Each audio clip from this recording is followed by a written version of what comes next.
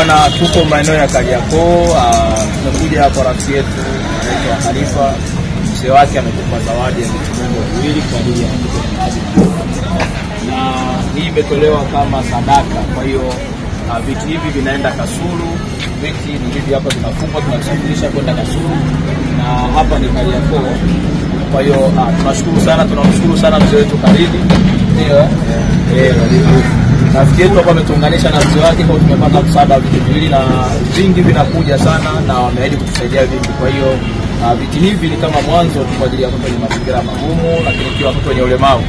Kwa hiyo Mwenyezi Mungu ambariki sana mzee wetu. Kwa kweli nimefurahi sana kwa sababu kitu kama hiki kikubwa sana kwa wenzetu ambao wanahitaji maalum wenye ulemavu, wanaenda kupata ile tunasema tabasamu kupitia mzee wetu Khalid na rafiki yetu Khalifa. Asanteni sana. Mwenyezi Mungu aendelee kuwabariki wote mnaoombea na kuombea watu wenye mahitaji magumu wapate wenye mahitaji maalum wapate msaada. Mungu awabariki sana. Asante.